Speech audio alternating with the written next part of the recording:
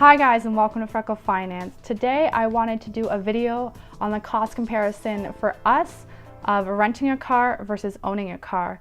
And the main reason is most people that know us, not most people, but a lot of people who know us will actually ask, why don't you own a car? Because they know that we rent a car a lot and they just don't get it. So I figured you guys might be interested in a video like this, so here's the math. So first of all, for us, we wouldn't really use a car to commute to work. It's pretty much the same time in traffic and probably very stressful for me to get to work as it is for me to just take transit and walk part of the way. And for my husband, he just walks to work. So we definitely don't need a car in respects to commuting to work.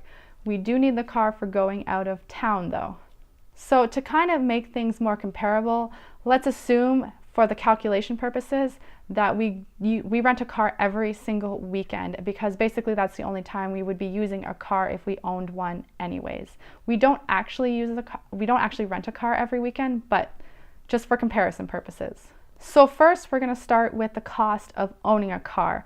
Now for us, if we bought a car, we've already discussed it, we would spend probably around $10,000 on a car and we would pay cash. So that's the price we're going to use for purchasing a car. And we're going to say that we have that car for 4 years. It could be longer. I'm not really sure how long cars of that age will last and how much will actually go into repairing. So I'm just thinking 4 years is probably a reasonable amount of time. So for that amount, for that length of time, if you amortize that on a monthly basis, it comes out to $208 per month that we would spend on the car. So that would be like our car payment, if you will. So I've looked up kind of quotes online on what car insurance would end up costing us, and it would be about $200 a month for vehicles that are in kind of the $10,000 price range. And gas would probably cost us about $150 a month. Since we would be using it to go out of town, we would be going far distances, but we would not be using it to commute to work at least most of the time. As well, when we rented this apartment, it did come with a parking spot, which we currently rent out. So we would actually lose the $125 we get every month for renting the parking spot, and that needs to be added into the cost of the car because that's a source of income that we are losing.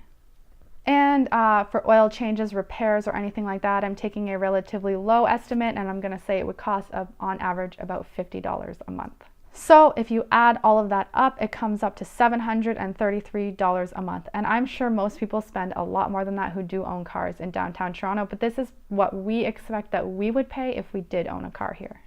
Now, when it comes to renting a car, there are a lot less bills involved. There's the price of renting the car, and there's the cost of gas, and those are the only bills that we would have. As well, when we rent the car, we often get pretty close to new cars, or at most usually around 25,000 kilometers on the vehicle, and they are usually within the newest model year available. So generally when we do rent a car, we rent it for 3 days so that we don't have to stress about returning it by closing time on Sunday, so we give ourselves time to return it late at night or Monday morning if we want to. And the cost of that is usually between $60 and $150 for those 3 days. However, $150 is usually during peak times like Christmas or major holidays or long weekends that people go away for. So we don't actually usually spend that amount. As well, if we know that we're going away early, we will start looking at prices as early as we can, and we will wait till the prices get low and we will book it when it's low, because car rental prices are a lot like flights. They fluctuate and change all the time. So I'm going to say on average, we probably spend about $105 for the 3-day rentals. As well, I want to point out that we do have a Costco membership, which saves us on our car rentals. And we got that because it saved us the equivalent of the car rental on our honeymoon. So at this point, it has only helped us lower the price of the car rentals. And it has been a lot cheaper since we started using our Costco membership. And as I said, the only other expense would be gas, which we spend not usually even this much, but let's say on average about $40 per weekend that we do take it. So if we took that weekly amount of $145, we made that once a week for an entire year and divided it by 12, you would get $628 a month would be the cost of renting a car.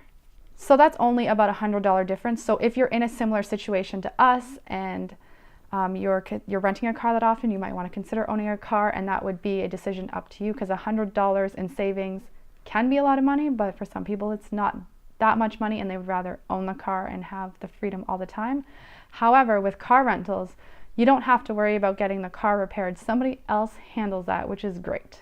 But you also don't have to worry about getting the car maintained, such as brakes, tires, or anything of that sort. So that is definitely a lot easier. You don't have to take it into the shop and wait for it to get repaired or anything like that.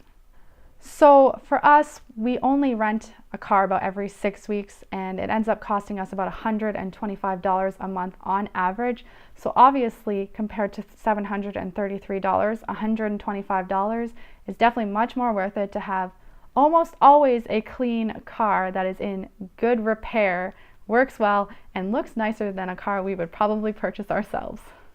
As well, I do want to point out that we do have a credit card that when we book the vehicle on that credit card, it does cover that vehicle. I'm not going to advertise which credit card we have, but if you are interested in this, there are several credit cards and you want to look at all the details of what the credit cards actually cover for car rentals to make sure that it meets your needs. As well, one fun thing we like about renting a car, which, I mean, you wouldn't go out of your way to rent a car to do this, but we're always like, oh, what car are we going to get this time? And the last time we rented a car, we paid for the cheapest option possible, the little tiny car, and we ended up getting a Kia Sorento, which is a pretty large SUV. And we're glad that we don't actually own one because it used a lot of gas, but there's that little fun extra, what car are we gonna get? And you get to experience different cars. So if you're like me and you kind of like cars a little bit, but you don't actually want to spend the money on cars, no, that's a great perk to have. I would definitely not use that as a decision on whether you think it's a better deal to be renting cars if you are in a similar scenario to us or owning a car, but it is something that we definitely enjoy about renting a car. So in this video, I'm no way telling you that you should be renting a car, especially for a lot of people that it wouldn't make any sense in a lot of areas in North America to even consider renting a car. If you do live in a major city with good transit, then it is a decent option to consider for when you are leaving town and you're going to visit family or maybe going on a weekend away. I do also want to point out that we do occasionally use Uber. We've been using the carpooling function, which we've really liked because it's even cheaper, but we have been using Uber to go occasionally for places that don't have the greatest transit or a little too far to walk. We maybe spend about $40 a month on that, so that would bring our overall transportation cost to about $165 a month.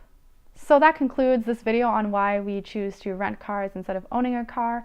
As you can see, for us, we spend about $160 a month on transportation, and that is nothing compared to the, at minimum, about $730 we would spend to buy a car.